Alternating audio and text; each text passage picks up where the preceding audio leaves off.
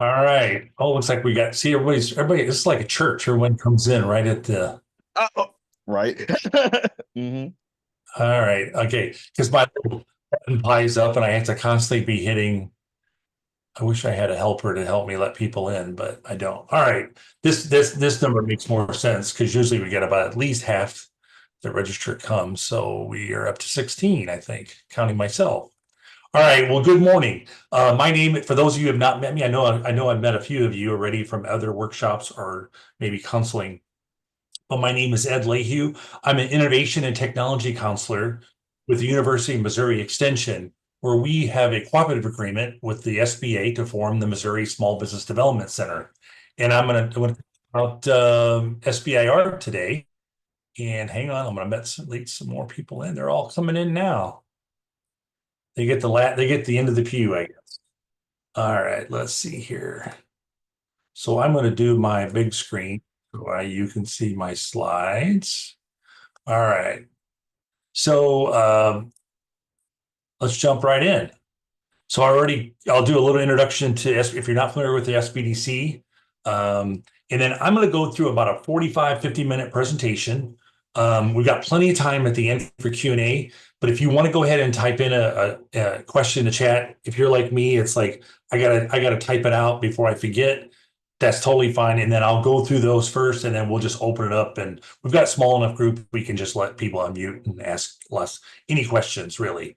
But our objective here really is to kind of learn the basics of the SBIR program, which stands for Small Business Innovation Research, and to figure out if it's a fit for your startup or your business.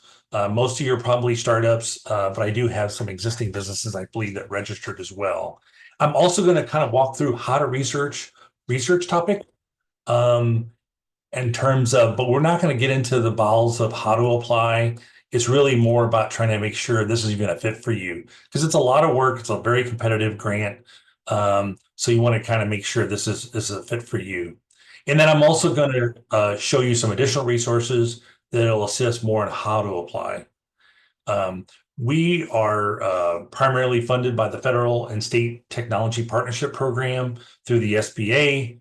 And so it's important that you complete the survey. Not only want your feedback, but the SBA doesn't really know, they're not quite sure I really did the webinar unless we've got a good portion of the people have completed the survey. And then when you complete the survey, I will send you a presentation, a link to the recording, and also I'll send you some additional materials that'll be really helpful, especially for you're just getting started. The note is to keep in mind that it comes from our email system. It's the same system that sent you a confirmation. And a lot of times those get caught in spam because it knows it's coming from a server, email server. So just look for that. And if you missed the first one, no problem. I'll be sending out probably 2 or 3 times to remind you because we try to show that we at least made the effort to get everyone to fill out the survey. So that's important. So a little bit about SBDC, if you're not familiar with, we actually serve all 114 counties as well as the city of St. Louis. I'm actually located in St. Louis. I cover not only just the St. Louis region, but also support Hannibal, Cape Girardeau, and actually even helping Rolla, Missouri with Missouri S&T, as well as Kirksville. So I cover a pretty large area. But like I said, we're funded in a cooperative agreement with the SBA. We also have additional funding from the University of Missouri, who actually is my employer. So instead of calling me a professor, they call me a professional. So you may have heard of extension through agriculture and some of the other support areas like community development, 4-H, youth development, those kind of things. So we're in that business development group. We also have other economic development organizations such as St. Louis Partnership that has an SBDC office. If you're from St. Charles, we have a St. Charles office up there. And across the state, we have relationships with a lot of other universities, S&T, Missouri State, et cetera, UMKC as well. But really, the short answer of what we do is we help business owners and startups make confident decisions through personalized assistance. So we do this, we serve for profit. If you're a nonprofit, we're happy to refer you to somebody else. Our funding doesn't allow us to work with nonprofit. Everything from business planning, helping you figure out your projections. We have a secondary market research arm called SBDC Net. So if you're looking for trying to get some idea of how big this market is and what segments you want to go out and talk to or do more research on, we also offer that. And I think may have a slide that kind of talks about that. We even teach QuickBooks. But we primarily do also, in addition to training, we also do one-on-one counseling via appointment. Most of mine I do virtually. I work from my home office, just west of Fenton. But we really have a lot of different topics on training. So I've got a link at the end also for other training opportunities. And then we also have specific expertise, such as myself. I focus on technology and commercialization. We have about 4 of us across the state that focus on tech, primarily startups, but I have some existing companies. We have a woman in Colombia that helps people with international trade. We've got other folks that focus on agribusiness and as well as second stage businesses as well. We don't offer legal or tax advice, but we've got lots of referrals for a lot of that. So anyway, what I want to do quickly is to get a sense of who's in the room. So if my poll works, we will do that real quick. All right. So there's no right or wrong answer, but let me know how much knowledge do you have of SBIR grants do you currently have? So it could be no to little knowledge, or maybe you've done some research, and then or you might have maybe gone to other workshops, etc.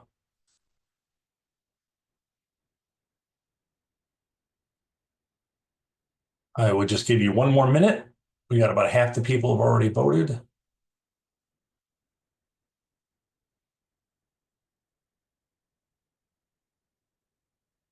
Just also make sure you're listening too.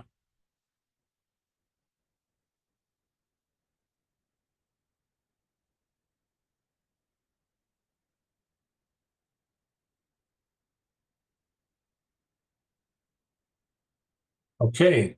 So it looks like got a pretty wide group, but for the most part, at least half of you have no or little knowledge, or maybe some limited knowledge based on a web search. And we've got a couple of folks that have already attended some other workshops and they're already researching. And we've got, I think it's like one person at least already doing. So great, you're in the right place. So hang on. Let me close that out.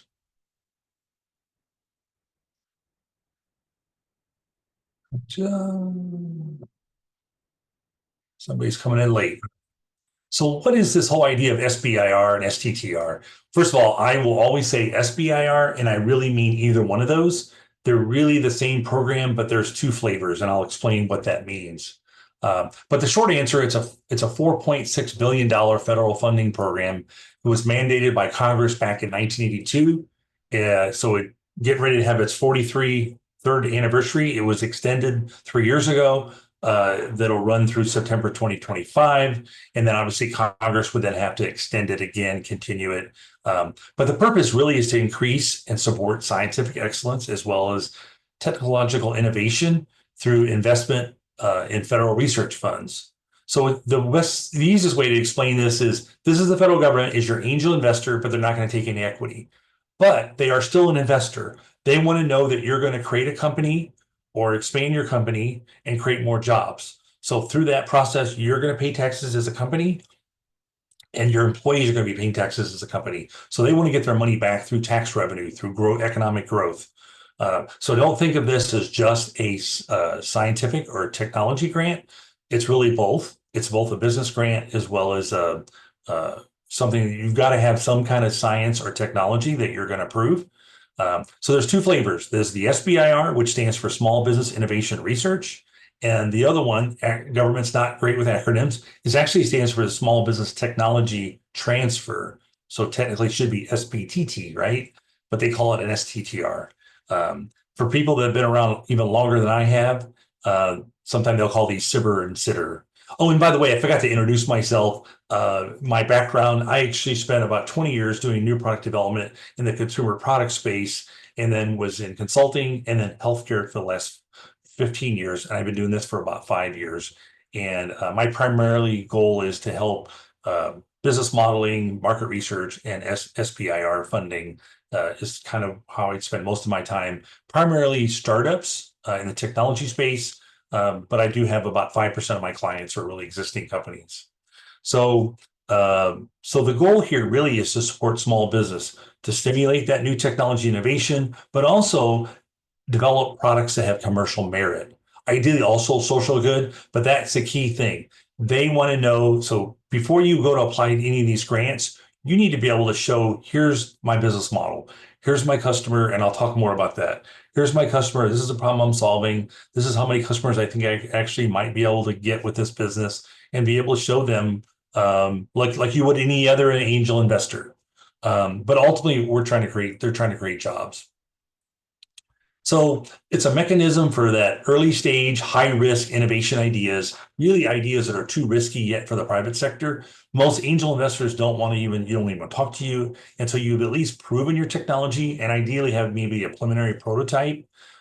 So it's kind of a gap between kind of the basic science. So all these federal agencies have very large research budgets. So what they've done is they've taken about 4% of those budgets and they've carved it away, carved it to the side for small business.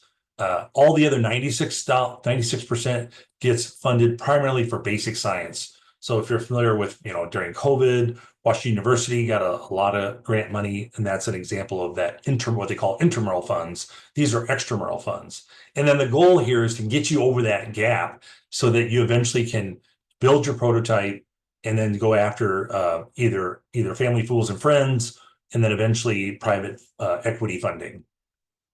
Here's some examples of companies that have actually started as a startup and were granted SBIR funds to get started. And there's a link to some other success stories. So you can read about that. So what's the difference between the SBIR and STTR? Well, there's a couple of key differences. On the SBIR side, it permits partnering.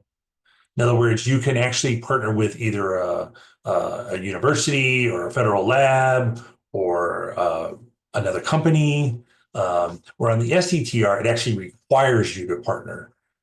Typically, it's going to be a nonprofit research institution like a university, or it could be a federal lab. It could be another business. But the idea of the STTR, it's really around, typically it's going to be around tech transfer. So the university has IP, and then somebody's trying to create a business out of that. On the SBIR, the primary employment of what we call the principal investigator, if you're not familiar with that term, that's really the person that's going to be kind of the lead researcher, that's going to typically have a strong technical background, and is going to lead that project in terms of being the overseer of that project plan and making sure those project deliverables are met. So that person, that lead person in the SBIR, their primary employment must be with the small business. Now, when I say primary employment, typically it's only like half time. It'll say something like 19 and a half hours. It's going to vary by agency. Now, there's one exception to that. On the NSF or SBIR or STTR, the primary employer has to be from the small business. On the STTR, the PI could be employed by either the small business or the research institution. So an example, if you're a professor at Washington University, I have a lot of this, they don't have to take a sabbatical in order to be the PI. But the business is still the primary one that's doing, the business is the one that actually is applying for the STTR. And then the PI could be employed by either one. On the SBIR side, you can subcontract up to 33% for a phase one or up to 50% on the phase two, where on the STTR, there's minimums. So because you're involving two parties, 40% has to be at least with a small business, 30% has to be with a research institution partner. The size of the plan, there's more SBIRs than there are STTRs, so that's why the program size is a little different. Not all agencies offer STTRs. And I'll show you that. It's easier just to kind of show you visually. So the green shows you who's offering SBIR and STTR. The blue are the ones that exclusively just do SBIR only. So if you're going to do Department of Education, it's all about SBIR. So you couldn't partner with a university as an example and do the STTR. Now you could still partner with them, but it would not be the same way as on the SBIR side. So, and then the other thing is all this information constantly changes and it varies by agency. Matter of fact, USDA just started offering STTR last year. So that one just got changed. to give you a sense of the size of these agencies, almost half of the money is coming from Department of Defense. So that's going to include, things like Department of Air Force, Army, Navy, also DARPA, which is kind of the fuzzy front end of DoD. And the blue ones are in what we call contracts. The greens are grants. The difference is a grant, typically what's going to happen is they're going to send you 75% of the award. As long as you don't do something crazy like fraud, then, you can show some evidence that you're making progress. You're going to get the other 25%. So it's not going to be necessarily dictated exactly on the project results. On the contract, they're going to follow federal contracting laws, and you're going to invoice based on agreed upon objectives that you hit, technical objectives you hit along the way in terms of the R&D project. The other large section here, especially on the grant side, is Health and Human Services. That includes NIH, CDC, and the FDA. So the largest of those is going to be NIH, National Institute of Health. So this is where I get a lot of WashU folks with the medical devices and what have you. The other popular ones or larger ones are Department of Energy and the National Science Foundation. So there's basically two phases to this program. And I'll talk a little bit about what phase 3 really means. It's not really part of the SBIR. So phase 1 is really around concept development. So I'm trying to prove something. Maybe I'm trying to, other people have tried something and I can prove this maybe in a lab. Maybe it's a science related thing and I'm trying to show some kind of protein or whatever. And I'm going to prove that maybe in a test tube. So I'm going to prove it on a small scale. So it's going to be a 6-month to a year project. And it really ranges by agency, but NIH just raised theirs. I just found that out today. So this is actually just got updated this morning, up to 314,363. I don't know how they come up with these weird numbers. And then on phase two is really around prototype development. If you're doing an NIH grant, it's going to be sometime it might be a clinical trial. So this is going to be a longer period of time. So we're talking 2 years. In anywhere from $500,000 to $2 million.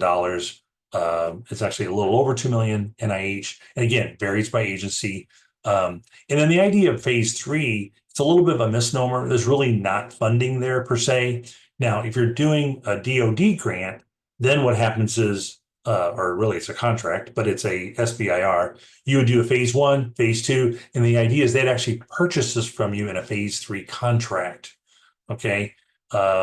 But for all the non-DoD agencies like NSF and NIH, they're interested in funding your technology and you growth as a company. They're not going to purchase it from you. So there really is no phase 3 for them. But that's typically what happens with those contracting. The way I think about all these agencies is you have NSF on the far side where it's all around new breakthroughs. Okay. They're not interested in funding something that's just incremental. It's all going to be investigator initiated. So it's going to be, you just come to them and say, I've got a big problem I can solve. And if you can show that this is viable and you can create a business, then they're going to fund it. Then I almost see like DoD is at the far end. So DoD is all about solving a specific problem that the military has. They'll use the term the warfighter. So a warfighter is even a nurse, right? They're all warfighters. And so they're trying to solve. So an example would be, we want the F-18A jet to reduce fuel by 5%. And they actually may fund different companies. So company A might say, well, we've developed a new material for a new skin that improves the aerodynamics. Another company says, well, we found an additive that we can add to the fuel to make the fuel more efficient. And then a third company does something totally different. And they're typically wanting something that's further along, what they call a TRL level, so technical readiness level. They want a higher TRL level, where NSF is going to be all about your way at that fuzzy front end. And then NIH is kind of almost dead center, where they have a little bit of both. So they have some open topics that are broad, and then they have very specific things that they're trying to solve. So, it could be like lung cancer or very specific things that they're trying to prove or overcome in terms of improving health. So why do the SBIR and STTR? Well, obviously I already talked about it. It fills that gap for a new startup that you have no capital, you're trying to build a prototype, You're not really an investable business yet because you don't have any product, you don't have revenue. So this is a way for the federal government to be kind of that angel investor to kind of help you get that thing started. It's non-dilutive, so it's actually the largest non-dilutive. If you're not familiar with that term, when you take on investors, you dilute your ownership. So if I own 100% of the company right now, and I give somebody, somebody gives me $1 million and I give them 10% of the company, I now only own 90. With this, it's non-dilutive. So you still retain 100% ownership. Um, the award helps validate the technology. What we find is down the road, when you do have your prototype and you're going after investors, we see that kind of is a badge of honor, if you would. And the investors tend to kind of be more interested because they know that your concept's been vetted by the federal government and you've already gotten funding from them, particularly if you've got into phase one and a phase two. By the time you get through your phase two, you're pretty far along in your technology. It also enables, particularly for the STTR, enables early transfer of technology from academia to startups. Washington University over the last 10 years has actually generated 100. They just had I think 150th startup. I missed the event last week. They put their logos up on the wall at the Office of Technology Management. So that's a perfect example of the STTR program. And I already mentioned earlier about the badge of honor. So it really does track commercialization partners and funding when you've already been proven by this project. So you've kind of reduced the risk in terms of your technology. The small business retains ownership of the IP. There's a few exceptions. It's never happened, but the way this works is the federal government could come to you down the road and say, "Hey, we want to license that technology from you royalty free because we've invested in you." That's never happened, but they do have that ability to do that. The government can't share reports or data with anyone outside the federal government for 20 years. So it's just like when you work with me, it's the same confidentiality that governs that by the SBA in terms of anytime you do a submission, because you're going to be submitting pretty detailed information. Sometimes it's confidential information. So I always tell people that up front. So a little bit more defining of what SBIR, obviously small, but small defined by the SBA is not more than 500 employees. And at least 51% has to be only controlled by you. Any form of business is fine. The key word innovation, is just really important. Because you may have a concept that you think it's innovative in the marketplace, but it also needs to be innovative in terms of breakthrough technology. So they're not looking for some incremental change. So think more revolutionary than evolutionary. So they're not looking for incremental, looking for something that's going to really turn the market upside down. Ideally, you're really kind of overcoming two hurdles. So you're saying, here's something from a technical standpoint no one will be able to do or prove. And then that technical advantage also gives you a market competitive advantage. And ideally, those are kind of the way I think about this grant is the same way. So it's not only just a business grant, but it's also a technology grant. Obviously, R is research. So this is to fund your R&D. This is not a grant that's going to help you, fund your marketing or buy molds for your design or help you with product design. This is all around you doing some hard R&D around establishing those technical and scientific merit and really defining the feasibility of your proposed research project. So you have to show them a plan that says, hey, ideally, we've got some preliminary data, and you're able to show them, hey, we've got some preliminary data, maybe on a really small scale, but we're not quite proven this. And this is the plan that we want to do to prove this. This is the metric that we hope to meet. That's our definition of success. So an example is they don't want you just to whiteboard the idea and then come to them with, hey, I've got this crazy idea. Just give me the money and I'll figure it out. So you have to have some grounding of something.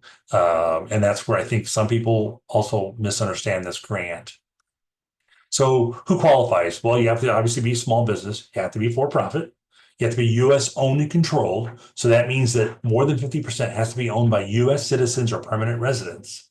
So We run into this challenge sometime with some of the WashU professors. They may be here on a work visa. Uh, they can still be part of the project. They just can't be the ones who own majority of the company.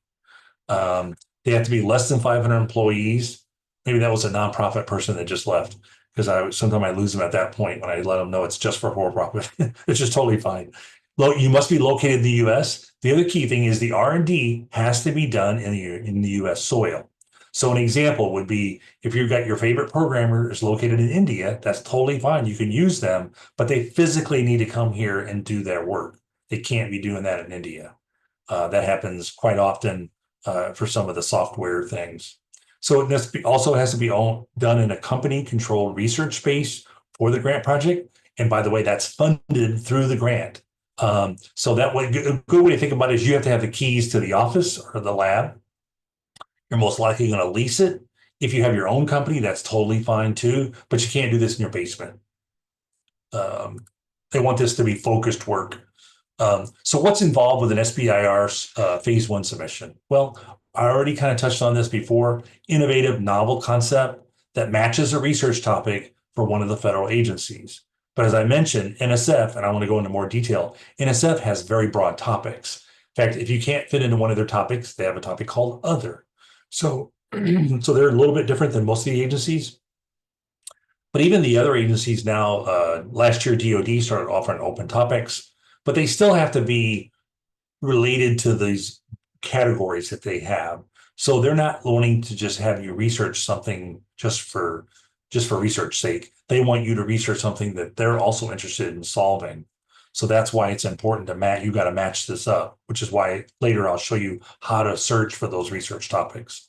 A good understanding of the current state and how your technology goes beyond that. This is where many startups think, hey, I've got this idea, I've got this technology. Nobody else is really doing this. Well, they may not be doing the exact same thing, but there's might be somebody else that's working on a similar technology or at least solving the problem in a different way. And you need to be aware of that and be able to articulate that in the document, in the proposal, where you'll be able to say, hey, these are my competitors. These are others that are working on solving a similar problem.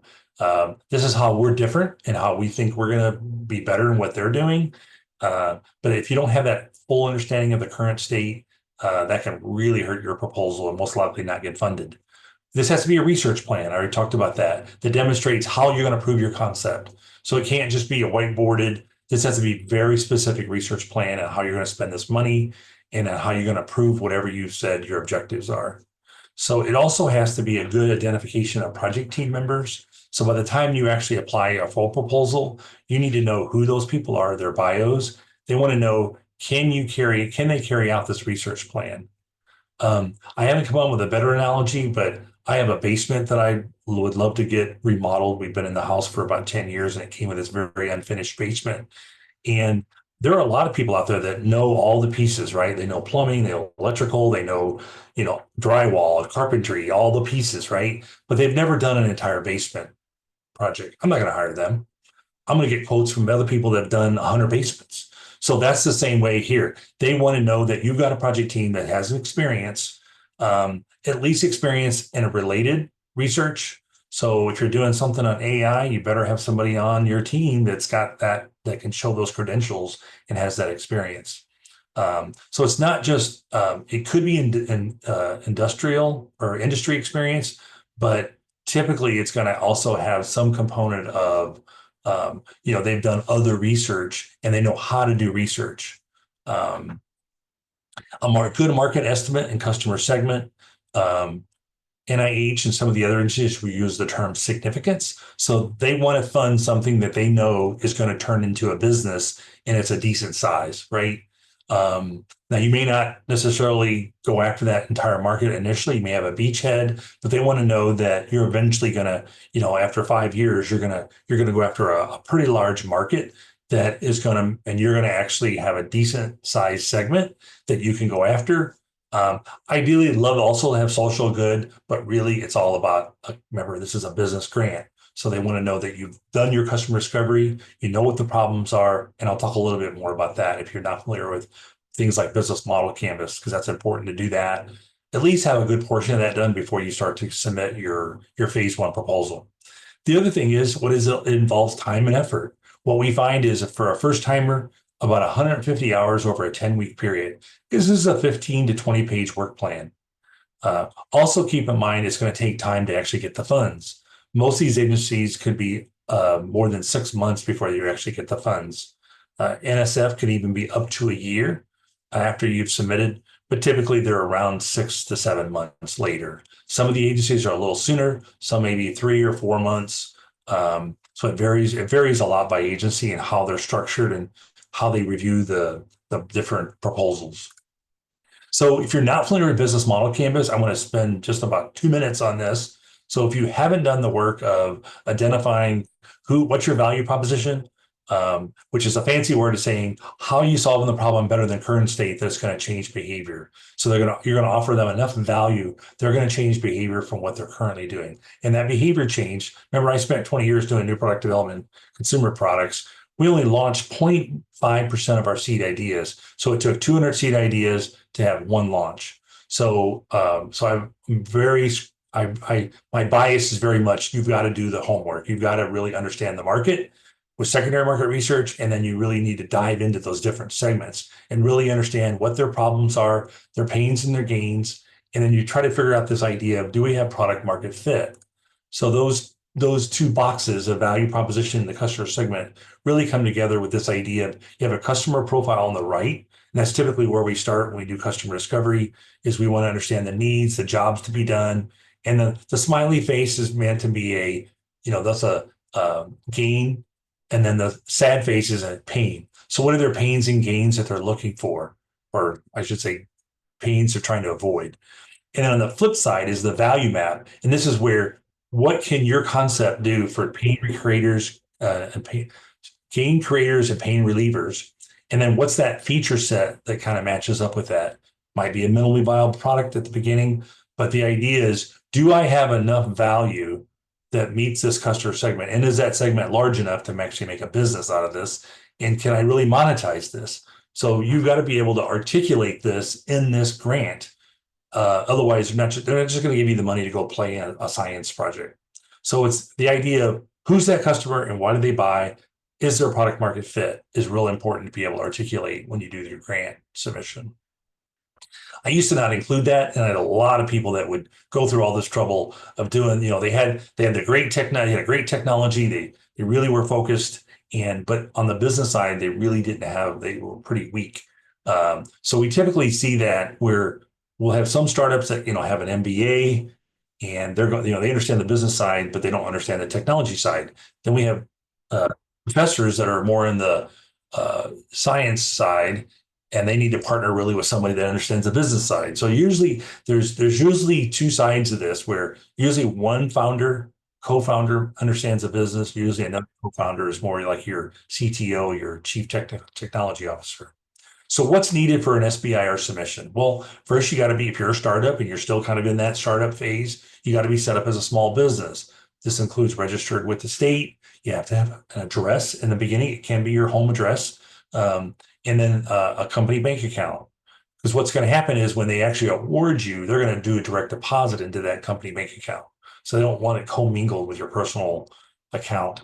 You have to have an employer identification number. This is typically with the IRS, or this is with the IRS, but this could be a social security number if you're a sole proprietor, but typically you want to get an EIN that's separate. I like to keep everything separate. So you might just set up a simple LLC and get that going. The other thing is this number of registrations that are required. I have a link to tutorial there that walks through all this. This can take up to about 6 weeks, sometime longer. The federal government does all their business through what they call SAM, and that stands for System for Award Management. So even if you're selling janitorial supplies to the government, you're doing that through SAM.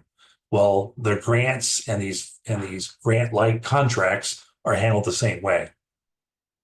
So you have to get registered in SAM. And then once you get registered in SAM, you also have to get registered in SBIR.gov. And then there are also different agencies will have different sites where you have to get registered. So research.gov is the most popular now because I think NIH and NSF now use that. The DoD has their own. NASA just announced, I guess, this week that they're actually switching. I can't remember which one they're switching to, but essentially what happens is you actually submit your proposal on these sites online, so it's all done electronically. Um, for assistance with this, we have a sister agency called Apex Accelerators. I like their old name better. They used to be called, you may have heard of PTAC, Procurement Technical Assistance Center. They help businesses sell to the government. And so they we refer them all the time, especially for SAM registration. So Jamie Mitchell is the lead counselor here, senior counselor in St. Louis. So I've got her email address. She is fine with me publishing that because she'd rather have you work, if you have issues with SAM, she'd rather have you work with her early on because it's easier for her to get that done when it's early on. If you have problems, then it's harder for her to clean it up. One of the key issues that happens in SAM with SAM registration problems is because everything doesn't match. Because what's going to happen is when you go to do your SAM registration, it's going to go back to the IRS and say, does the company name match exactly? Which includes spaces, periods. If you've got INC or LLC and that's missing on one and it's on the other, it's going to kick it out and say this doesn't match. Also, if you owe bad taxes, it's not going to allow you to register. So that's part of what it's doing is it's checking to see everything matches. An example would be I used my home address when I first started the business, and now I've got a business address, and those don't match. So you've got to work with that and get that changed.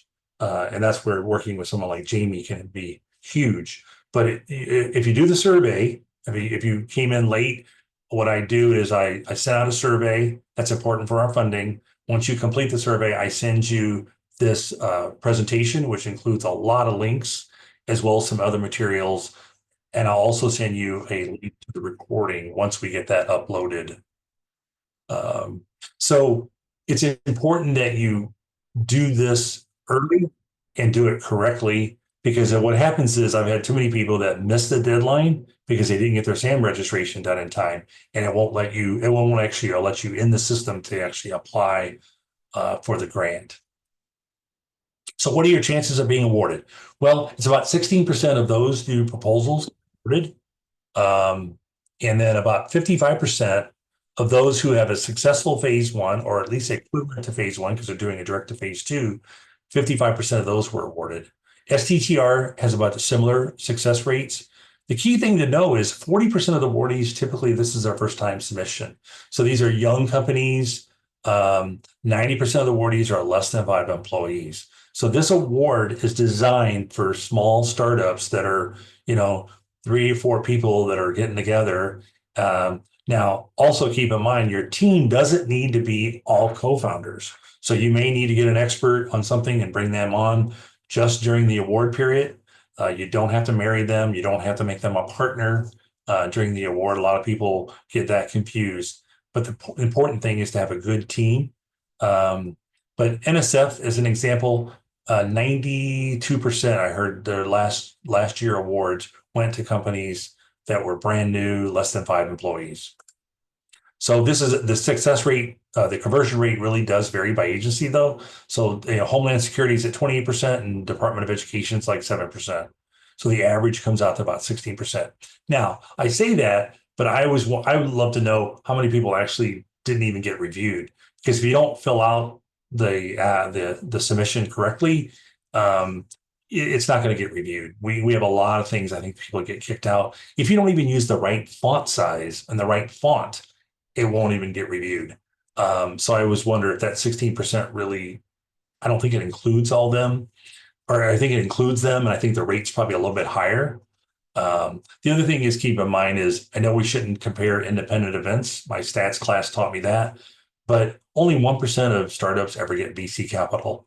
So when you think of it that way, this is actually not bad odds, but it's a lot of work. It's very competitive, and many people apply multiple times before they get awarded. You can also apply to more than one agency, and that's totally fine. In the rare case that you get an award from 2 different agencies, you have to decide which one you're going to take. So you just can't, the government doesn't want you to double dip.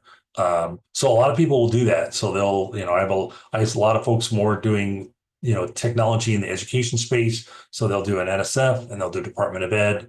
and they'll actually probably have better odds with Department of Ed just because it's closer to what they're doing. But NSF is still also a great place to go.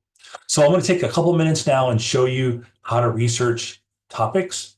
And there's really kind of three basic steps. What I want you to do first is do a Google search or get yourself a thesaurus, if you know what that is, and generate synonyms. Because what we find is your technology, you talk about it a certain way, and the agencies have different terms for that same technology. And then I want you to, second step is to go look at the past awards and get familiar with which agencies tend to kind of fund the different, and maybe also what terms they use for that technology. And then once you kind of settle on those couple of agencies, then actually spend time on looking at current research topics on where you might be interested in applying to a grant or contract. So step one, this is an example just to show you or articulate a little bit more, because I think example always the easier way. At least that's how I learn. So this is an example of a startup that has experience working with a forensic laboratory for a large metro police department. And they've got some ideas regarding effective ways to analyze DNA to glean more information to solve more crimes. So you could do, here's some examples of typical, if I did this, I got everything from DNA testing, fingerprinting, profiling, typing, forensics. And you go to this, and by the way, SBIR.gov just had a redo. So this might look different to you if you've been on there before. But I want to say it was maybe 4 to 6 months ago, they went to a different website, so it looks a little different. And also some of the things I'm going to show you around doing quotes and things like that may or may not work depending on how you do it. The best way to do it is to try to stick to one word on the new site. But I think they're still kind of working through that. But again, you do the survey, I'll send you this deck and it has a link, goes right there. And you can see where I've circled in red, you type in those keywords that you came up with for different synonyms for your technology. And then, so an example, if we did DNA testing, we get a lot of hits. It's too broad. It's picking up the word DNA and testing. And then I won't go through this in detail, but you get the idea. You try these different things, you get different agencies. And what we finally figured out was DNA profiling and forensic got 6 hits. So that combination of words seemed to get the best. And we found out NSF, DOD, and Homeland Security. And what we find that when people do this, they actually usually learn there's another agency out there that they're surprised that they're interested in this kind of technology. Homeland Security is probably one example of that, right? A lot of people are now doing research around drones and things like that. And there's a lot of work in Homeland Security on some of that, cybersecurity, things like that, that typically you wouldn't think of necessarily Homeland Security. So when you do that, you actually get a synopsis of those past awards. And by the way, if you do a submission, they're going to ask for this synopsis. Make sure when you do that, you don't put anything, because it's public information, right? So don't put any public disclosure in there. Don't put any confidential information. But the idea is to give you a synopsis of what this company did. So it'll have a title of their SBIR or STTR. It'll show their name, company name. The term they use is SBC, small business concern. That's what the SBA calls it. It has a topic number. It gives that little synopsis. And then it also shows, is it an SBIR or an STTR, what phase it is, what year it was funded, and the name of the agency. And one of the things you can do, you click on this red button. This is not clickable. This is a picture of this. But when you click on this, it'll actually give you a name and an email address. And I've had clients that have actually reached out to them, and a couple of them have actually worked together and submitted another SBIR. I don't know if they ever got the funding, but the idea is you can also find other people that are working on something similar. Now, when you approach them, obviously be careful, get an NDA signed, be careful what you share initially. But it's a great way to kind of figure out who the competition is or potential partners. And then this is the second set where it just shows you that those are the 6 that I came up with. So then once you kind of have that, now you can actually go and you go to this SBIR.gov topics. You got to scroll down where it says search for open topics. And then, but keep in mind, different agencies issue topics, based on various schedules. So like, for instance, Department of Education, Homeland Security are only once a year. So if you go on their search right now, there's no open topics, right? Because they're both, one's gonna actually get ready to release, I think, late November, and then I think Department of Education is like in January. So so really kind of know the agency, get to know kind of their schedules. NIH they have an omnibus that's 3 times a year. NIH or NSF, I'm going to show you in detail. They have a rolling submission window, so you can submit anytime you want. Because remember, they're open topics. But the key thing here to learn is that they may not have a topic today.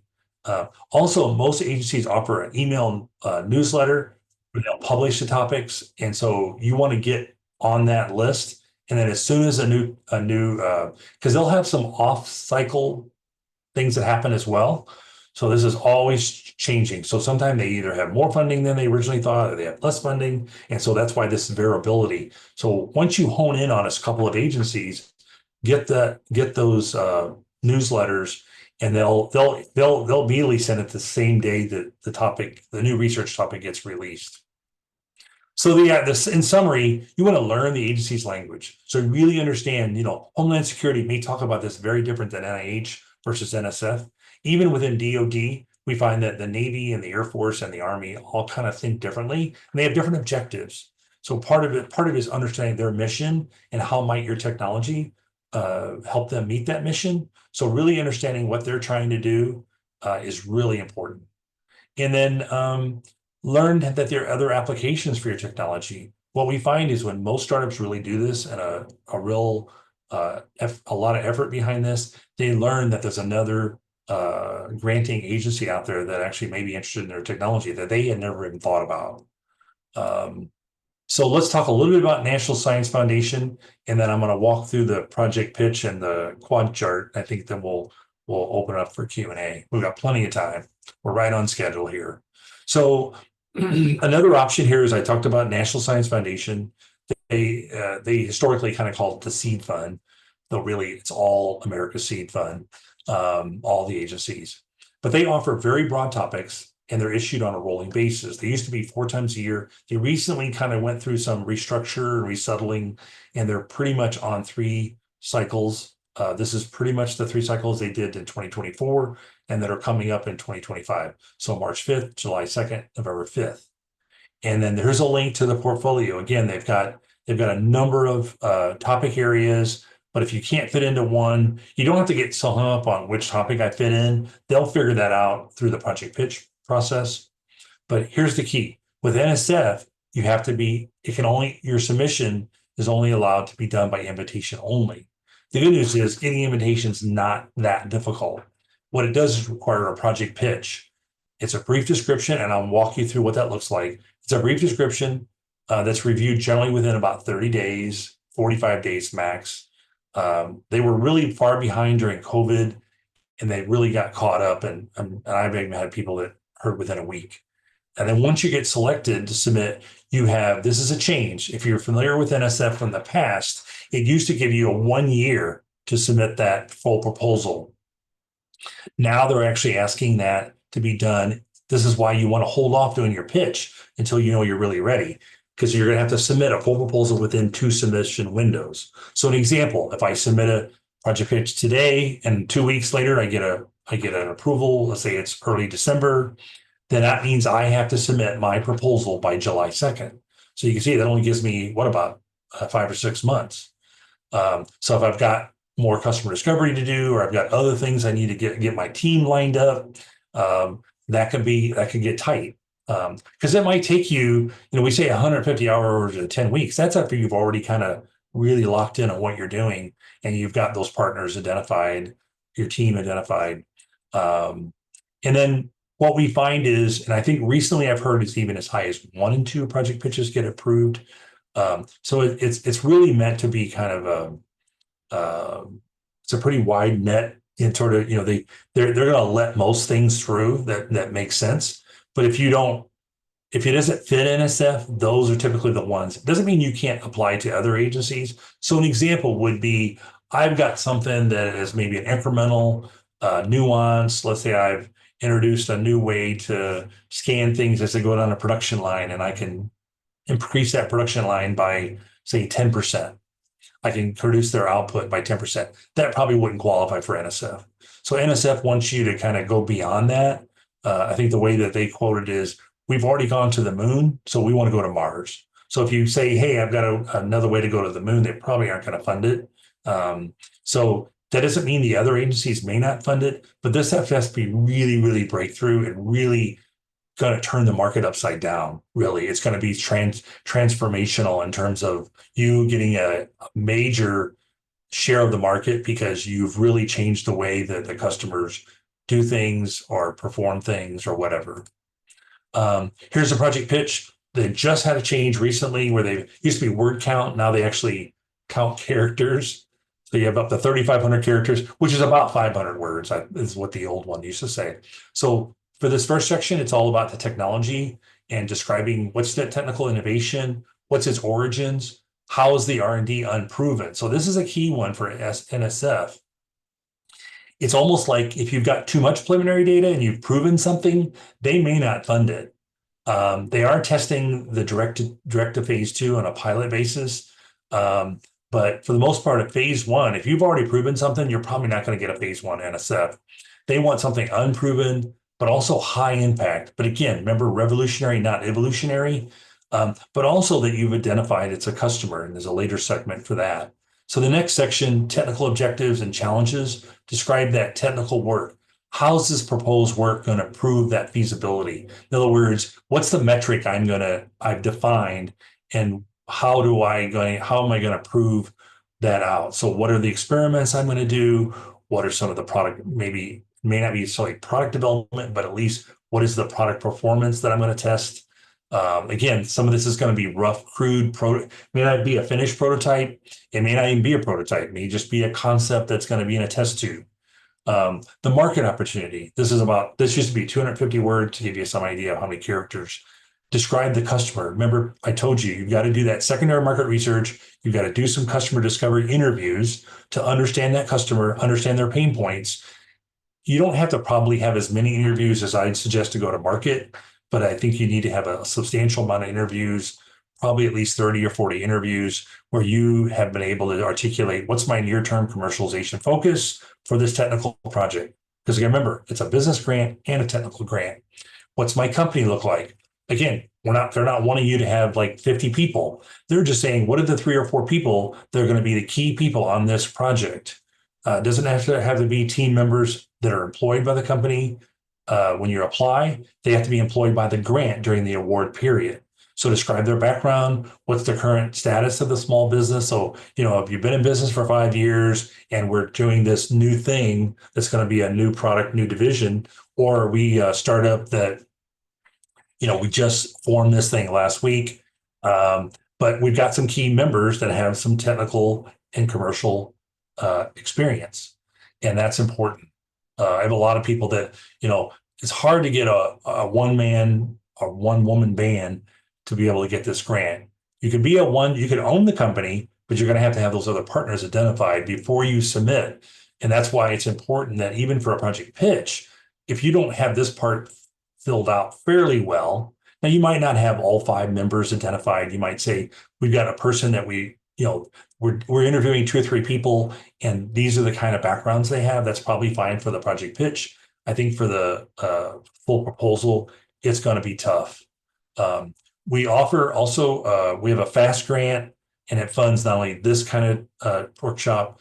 I work with Dr. Veronica Redmond and we're getting ready to do one in December where we go into a deep dive at NSF.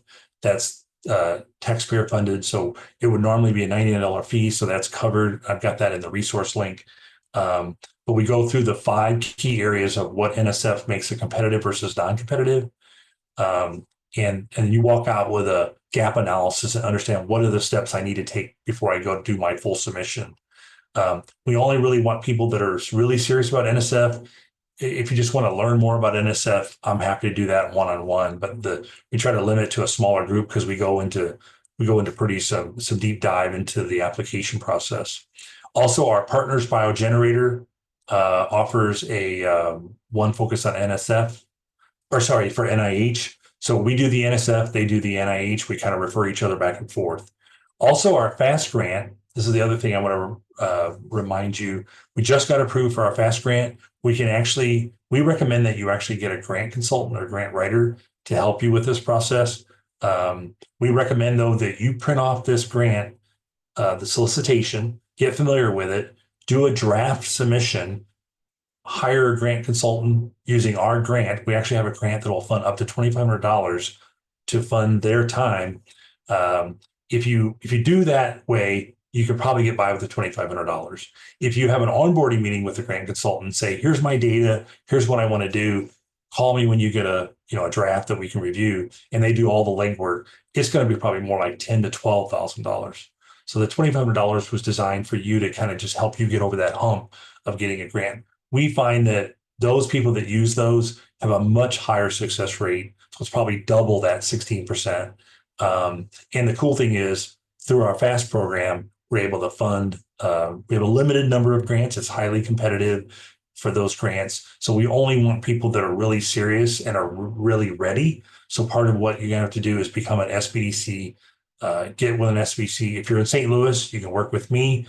We've got other tech counselors in other parts of Missouri. So it is for Missouri folks.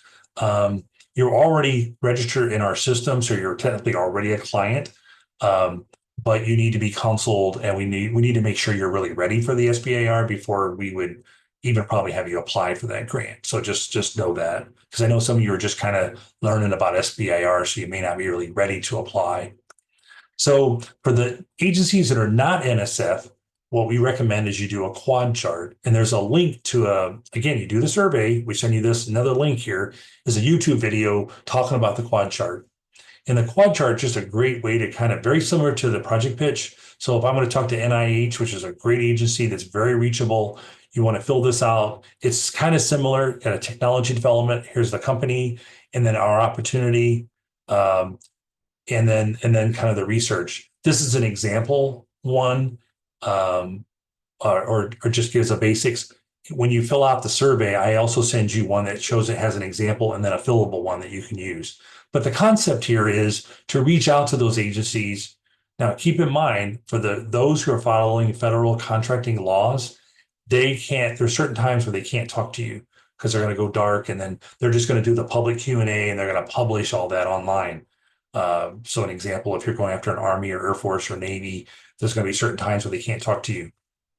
But all the other agencies, typically they're going to, they want you to reach out to them, particularly if you just want to learn more about what they're doing. The other way to do that, so what we recommend is you do this, send it to them and say, hey, I'd like to get a 15-minute Zoom call or 15-minute phone call, but you're giving them this, again, no confidential information, but you're giving this so they have this in front of them when you talk to them. And it's not a pitch. Okay. So you're not trying to do like a sales pitch.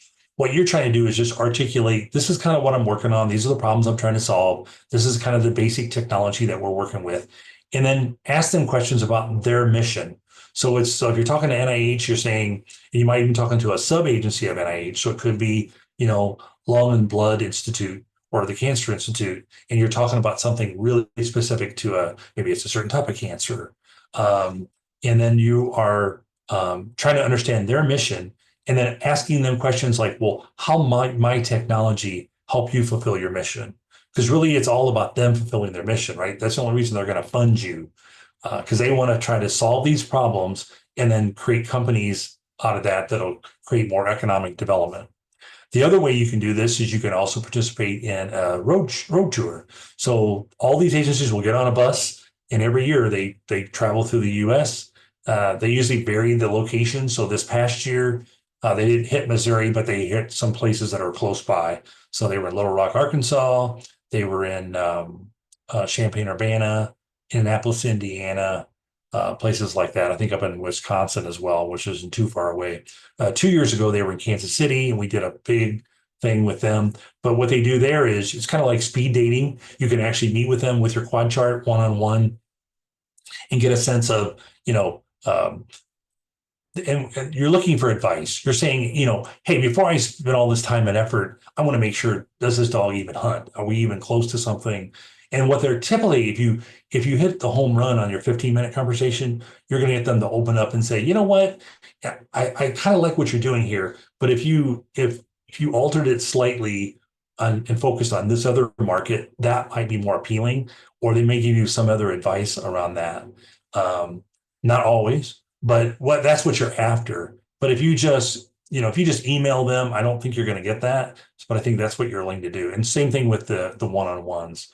So they're going to actually kick off the road tour. They do a virtual option. I think in this year it's going to be late January, early February, and then typically they're going to be here around the summertime. Is typically when they're in the Midwest. So keep that in mind, especially if you're early in the process. That's a great way to interact with the agencies and really get to understand their mission.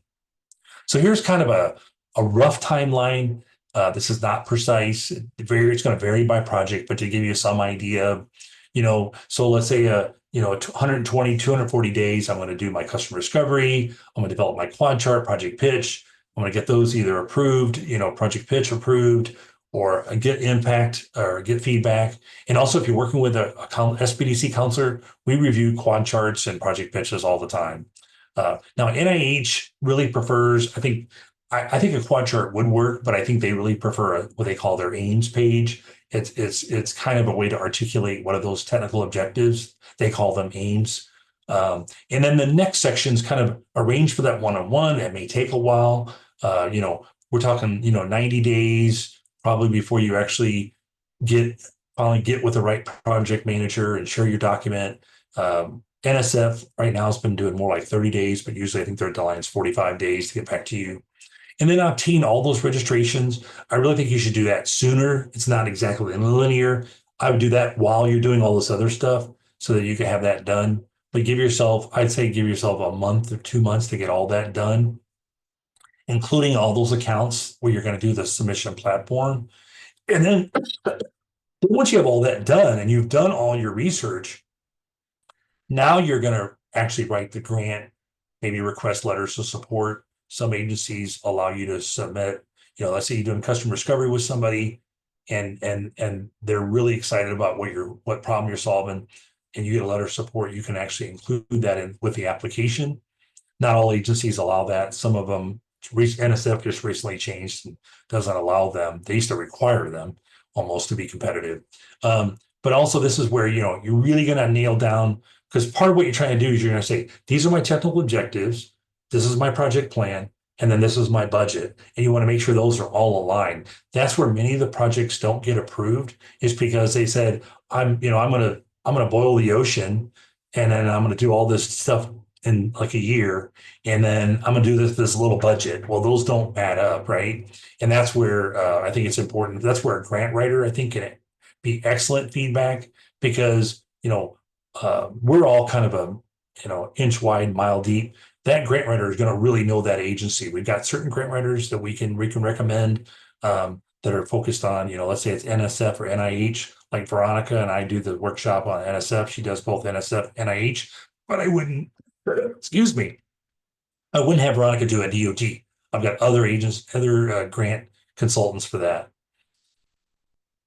Then we always recommend at least 3 days, ideally 7 days before the deadline, you upload all that, because you're going to upload everything to their website.